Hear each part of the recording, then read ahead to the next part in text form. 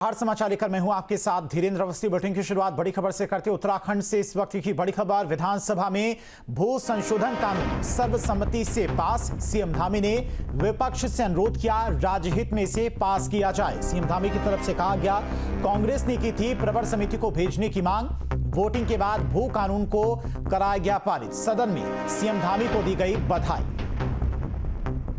तो राज्यहित में से पास किया जाए, विपक्ष से अनुरोध भी किया मुख्यमंत्री पुष्कर सिंह धामी ने। तो उत्तराखंड में भू संशोधन कानून सर्वसम्मति से पास हो गया है। तो वोटिंग के बाद भू कानून को कराया गया पारित। सदन में सीएम धामी को दी गई बधाई। कांग्रेस ने की थी प्रवर समिति को भेजने की मांग, वोटिंग के बाद भू कानून को पारित कराया गया है। तो सर्वसम्मति से भू कानून पास हुआ है। भू संशोधन कानून सर्वसम्मति से उत्तराखंड विधानसभा सदन से पास हुआ है।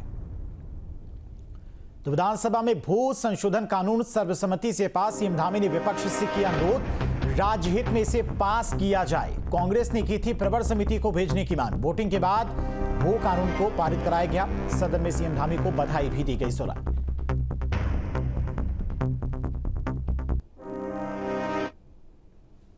एक तो ये जो भूमि सुधार, भूमि प्रबंधन, कई कानून जो हम यहाँ बनाने जा रहे हैं ना,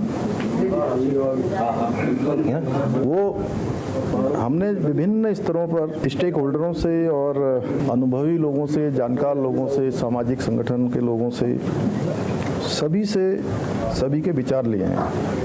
और माननीय नेता प्रतिपक्ष जी, आदरणीय काजी जी और हमारे सभी सम्मानित सदस्य प्रतिपक्ष के बैठे हैं। और यहाँ भी हमारे बहुत अनुभवी लोग हैं, सब एक से एक। सबके सुझाव और जो चिंताएं हैं वो राज्य के हित में मैं मानता हूँ। जैसा आपने कहा कि 143 होने के बावजूद, माननीय नेता प्रतिपक्ष जी ने कहा, उसके बावजूद भी जो भूमि जिस प्रयोजन के लिए क्रय की गई है, अगर उस प्रयोजन में उसका उपयोग नहीं हुआ है तो ऐसी भूमि सरकार में निहित कर दी जाएगी। ये प्रावधान कर दिया गया है। और लगभग 10 हेक्टेयर भूमि जो अभी तक राज्य सरकार में निहित करी जा चुकी है। आदरणीय काजी साहब भी हमारे बहुत अनुभवी हैं और बड़ा लंबा इनका दीर्घकालिक अनुभव भी है और लगभग 25 सालों से हमारी इनसे बड़ी निकटता भी है, मित्रता भी है। साथ साथ में हम लोग बड़े हुए हैं। आपने जो भी सुझाव दिए हैं, निश्चित रूप से राज्य हित में हम उन सभी को ग्रहण करेंगे, आत्मसात करेंगे, उसको आगे बढ़ाएंगे। और मैंने इससे पहले, अगर आपने मेरे शब्दों को ध्यान दिया हो, तो मैंने कहा कि हमने कहा कि ये कोई इसका अंत नहीं है। ये हम एक शुरुआत करने जा रहे हैं। जन भावनाओं के अनुरूप इसकी हम एक शुरुआत कर रहे हैं। ये एक शुरुआत हो रही है आज, और आगे हम इसमें जैसे जैसे सुझाव आते रहेंगे। पंडित नरेंद्र तिवारी जी कर गए थे माने पर। अरे पंडित जी ने देखे भाई, तिवारी जी तो हम सब के लिए देखे, वो हमारे सबके जो है प्रेरणा के स्रोत हैं और उनसे प्रेरणा लेकर हम सब लोग काम करते हैं। और चलिए इसी खबर पर तमाम और जानकारी के साथ में देहरादून से संवाददाता अजीत राठी हमारे साथ जुड़ गए। अजीत, मुख्यमंत्री की तरफ से जो वादे किए गए थे, धीरे धीरे एक एक करके सारे वादे वो पूरे कर रहे हैं। पहले यूसीसी पूरे प्रदेश में लागू हुआ, अब देखिए सदन से भू कानून को भी पारित करा लिया गया है। आप जरा समझाइए कि इस कानून की कितनी ज्यादा आवश्यकता इस वक्त उत्तराखंड में थी और इस कानून के बन जाने के बाद कितना फायदा उत्तराखंड के लोगों को होगा, क्या कुछ बदलाव देखने को मिलेगा? देखिए, आज जैसे चूंकि कल इसको टेबल्ड कर दिया गया था संशोधन विधेयक को, और आज जैसे ही भोजनावकाश के बाद विधानसभा की कार्रवाई शुरू हुई, तो उसके बाद मुख्यमंत्री पुष्कर सिंह धामी यानी नेता सदन ने उसको पटल पर रखा और उसको प्रस्ताव पारित करने के लिए एक प्रस्ताव दिया।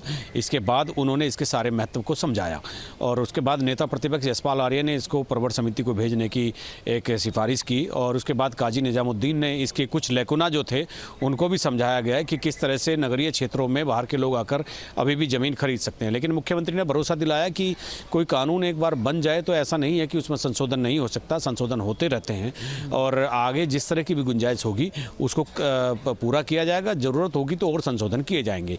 इसी बात को लेकर के मुख्यमंत्री ने ये अपील भी की कि राज्य हित का मामला है, इसको सर्वसम्मति से पारित करा लिया जाए। इसके बाद विपक्ष भी मान गया और प्रवर समिति को भेजे जाने की जिद छोड़ दी और इसके बाद इसको ध्वनि मत से पारित कर दिया गया। ध्वनि मत से पारित करने के बाद अब ये वैधानिकता ये है कि ये कानून अभी आज यहाँ विधानसभा से पास हो गया है। अब ये राजभवन को मंजूरी के लिए जाएगा। राज्यपाल की मंजूरी मिलते ही ये बिल जो है एक कानून बन जाएगा और इसकी अधिसूचना जारी करके इसका इम्पैक्ट क्या आएगा ये मैं अपने दर्शकों को एक बार फिर बताता हूं, क्योंकि कल से न्यूज़ स्टेट ने दर्शकों को भू कानून के बारे में अलग अलग चीज़ें बहुत ढंग से विस्तार से बताई है। हरिद्वार और उधम सिंह नगर को छोड़ करके जितने भी अन्य 11 ज़िले हैं, देहरादून नैनीताल समेत 11 ज़िले जो शेष हैं, जो पर्वतीय ज़िले हैं, वहाँ पर खेतीबाड़ी की ज़मीन खरीदने का अधिकार किसी बाहरी व्यक्ति को नहीं होगा। यानी कोई बाहर का व्यक्ति उन 11 ज़िलों में किसी भी एग्रीकल्चर लैंड नहीं खरीद पाएगा। उन 11 ज़िलों में अगर बाहर का कोई व्यक्ति खरीदता है तो वो केवल 250 वर्ग मीटर ज़मीन अपने रहने के लिए खरीद सकता है। सरकार का कहना है कि भारत के संविधान में अपने निवास करने की स्वतंत्रता हर नागरिक को सरकार ने संविधान ने दी है और सरकार भी यही कहती है कि निवास कर सकता है 250 वर्ग मीटर ज़मीन उन 11 ज़िलों में देहात या शहर कहीं भी ले सकता है। एक बात। दूसरा, 2 ज़िलों को यानी उधम सिंह नगर और हरिद्वार को इनसे अलग रखा गया है और हरिद्वार उनको इसलिए रखा गया चूँकि जो निवेशक हैं, जो इन्वेस्टर्स हैं, अगर यहाँ भी ज़मीन पर पाबंदी लगा दी जाएगी तो इन्वेस्टर्स कहाँ आएंगे। तो एक तो ये है कि वहाँ पर ज़मीन नहीं खरीदी जाएगी। दूसरा, अगर उन 11 ज़िलों में कोई अन्य प्रयोजन के लिए ज़मीन खरीदना चाहता है तो उसको सरकार की अनुमति लेनी होगी। तो एक बड़ा बैरियर सरकार ने लगाने की एक कोशिश की है, एक सख्त भू कानून यहाँ पर लाने की एक कोशिश की है। तो इसका इम्प्लीमेंटेशन होने के बाद इसका क्या क्या प्रभाव होंगे, क्या दुष्प्रभाव होंगे, ये देखने को मिलेंगे। इसका विश्लेषण करने के लिए कुछ दिनों का इंतजार भी करना होगा, किस तरह का इसका प्रभाव क्षेत्र में आ रहा है, लोग इसको किस तरह से अडॉप्ट कर रहे हैं। और चूँकि ज़मीन जो खरीद फरोख्त का जो मामला आ रहा था लगातार, अब उसमें ये बात भी खुलकर सामने आने लगी थी कि जो ज़मीन बेची गई है तो वो उसको मतलब जो जिस पर्पज़ से खरीदी है वो काम नहीं हुआ, तो उस वजह से भी लोगों में नाराज़गी हो रही थी। लेकिन अब एक कानून के आने के बाद, संशोधन विधेयक के पारित होने के बाद, जमींदारी उन्मूलन अधिनियम ये कहता है कि 11 पर्वतीय जिलों में बाहर का कोई भी व्यक्ति एग्रीकल्चर लैंड नहीं खरीद पाएगा और निवास के लिए केवल 250 वर्ग मीटर जमीन ही खरीद पाएगा। जी ठीक है जी, तो आप लगातार हमारे साथ बनड़ी, आगे भी आपके पास आएंगे। इसी बीच एक और बड़ी खबर है देहरादून से। इस वक्त की बड़ी खबर, विधानसभा की आज की कार्रवाई, खेल विश्वविद्यालय समेत 10 विधेयक हुए पास। नगर निकायों और प्राधिकरणों के लिए विशेष प्रावधान, संशोधन विधेयक भी पास। उत्तराखंड निक्षेपक हित संरक्षण विधेयक 2025 पास। विधानसभा में विधायकों की पेंशन विधेयक पास। उत्तराखंड नगर और ग्राम नियोजन विकास संशोधन विधेयक भी पास हुआ है। और स्वतंत्रता संग्राम सेनानियों के आश्रितों, पूर्व सैनिकों के लिए आरक्षण विधेयक भी पास हुआ है। उत्तराखंड प्राइवेट यूनिवर्सिटी बिल सदन में भी इसे भी पारित किया गया है। अजीत राठी लगातार हमारे साथ जुड़े हुए हैं। अजीत, भू कानून के अलावा और कौन कौन से आज विधेयक सदन में पास हुए हैं?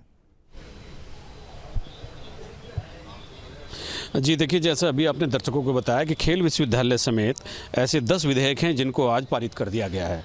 और आप जानते हैं कि मुख्यमंत्री की एक घोषणा है कि हल्द्वानी में खेल विश्वविद्यालय बनाया जाना है, तो उस खेल विश्वविद्यालय का ड्राफ्ट भी यहाँ पर आज आया था विधेयक के रूप में, जिसको कैबिनेट ने मंजूरी दी थी, उसको भी यहाँ पर पास कर दिया गया है। ऐसे 10 विधेयक थे जिनको आज यहाँ सदन से पारित कराया जाना था, तो कल इनको टेबल्ड किया गया था, तो टेबल्ड करने के बाद आज इनको पास करा लिया गया, यानी ये पारित हो गए हैं। इसमें कई और विधेयक भी हैं जो पूरी तरह से बहुत जन उपयोगी हैं और इसीलिए इन 10 विधेयकों को आज पारित करा लिया गया। और पारित कराने के बाद अब चूंकि खेल विश्वविद्यालय, आपने देखा होगा पिछले दिनों यहाँ राष्ट्रीय खेल हुए और राष्ट्रीय खेलों के में से पहले ही मुख्यमंत्री ने घोषणा की थी कि यहाँ पर खेल विश्वविद्यालय बनाया जाना है। पहले उसकी देहरादून में स्थापना करने की बात थी, लेकिन अब उसको हल्द्वानी में बनाया जाएगा। जैसे नगर निकायों के और प्राधिकरणों के लिए विशेष प्रावधान जो संशोधन विधेयक है उसको भी पारित कराया गया है। उत्तराखंड निरीक्षण हित संरक्षण विधेयक भी पारित हुआ है। इसके अलावा जो विधायकों की पेंशन वाला मामला है वो भी पारित हुआ है, उसका विधेयक भी पारित किया गया है।